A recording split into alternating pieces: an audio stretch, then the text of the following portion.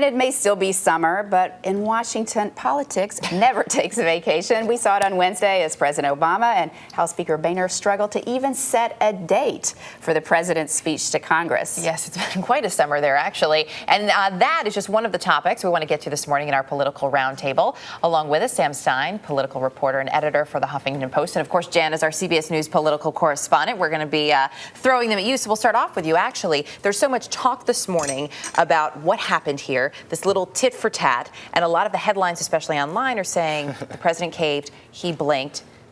White House says so many debates, it's not a big deal. Right. I mean, you rarely see consensus in Washington. I'd say probably never. But on this one, I think there is consensus in Washington that the White House totally blew it by trying to play cute and set this date on the night of the GOP debate. And then the White House says, well, you know what? I mean, there's so many debates and there's so many television stations. This doesn't matter. But that no one is buying that either, because this debate does matter. There's a huge reason it's different. Rick Perry, the Texas governor, who just entered this race and already is seen in many states as the front runner, will be on that stage for the very first time. It's a very important debate. And is that the crux of it, just that there was more to the debate, that nobody's buying it, or is there more to it as people are looking at the divisiveness in Washington and this Republican feel? Well, listen, I think the White House really wanted to create a contrast both with the GOP presidential candidates, but also Republicans in Congress. They like the image of Obama speaking to a joint session, talking down on lawmakers, urging them to get going on jobs. They're not going to get that optic now because the GOP presidential debate will happen Wednesday night.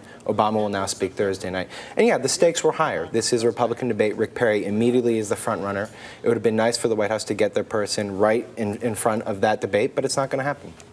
So when you look at now, as we look at this field, as it's shaping up, there's been so much talk over the last few weeks about who the front runners are, back and forth, Romney, Perry, Michelle Bachmann still pulling in a lot of screen time. Where do we stand? Who is everybody watching in this debate? Well, Mitt Romney's been the front runner forever. I mean, so, years. For 2 years, basically. And so now with Perry in the race, we are seeing polls emerging that he's leapfrogging Romney just entering this race, which shows, I think, a lack of enthusiasm for Romney and this real desire for someone new and fresh. But Romney so far has been holding back a little. Perry's tapped into some of Bachmann's numbers, but Bachmann and Romney both have a lot of ammunition that they can use against Rick Perry, and that's what I think we're going to start seeing. He's got a lot of weaknesses that they can really try to go and there's after. always a group of Republicans who are skeptical of Mitt Romney. They think he's a chameleon. They think he'd say anything to get elected. They don't like the fact that he's run basically for the past 2-3 years.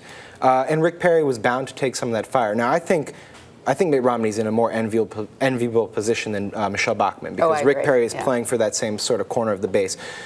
Mitt Romney can wait. He can hold off, and then when the time comes and it's down to him and Perry, can say, listen, the ultimate goal is to get a Republican elected. I'm more electable than Rick Perry. Yes, and by looking at some of his positions, that's exactly, I think, what they're going to do. They're going to say that Perry is somebody that's easier to caricature, and he kind of shoots faster in the hip with some of that language, doesn't he? And he looks like a caricature of George Bush, except it's Will Ferrell playing George Bush. I don't think you want to put either of them, though. Neither one of them would like to be in the same sentence, though. George W. Bush. Looking out a little bit, though, as we look back to the 2008 campaign, there's all this talk about Rudy Giuliani and where he was at this point. So how much stock can we really put in these polls at this point in time? I mean, that's a great point. Yeah, I mean, Giuliani was way ahead at this time, and of course his campaign quickly imploded, and now, although with Giuliani, are you seeing this? We're talking about he may try to run again. I know. Well, there's two things to keep in mind here. One is that in 2008, Fred Thompson was what Rick Perry was doing. He was the late entrant. He was going to save the field. He ultimately crashed. Giuliani had a bad strategy as well. He was going to do all Florida, and that was a bad strategy for him. So I think it's a little bit different. All right. Well, Sam, thanks so much. Thank you.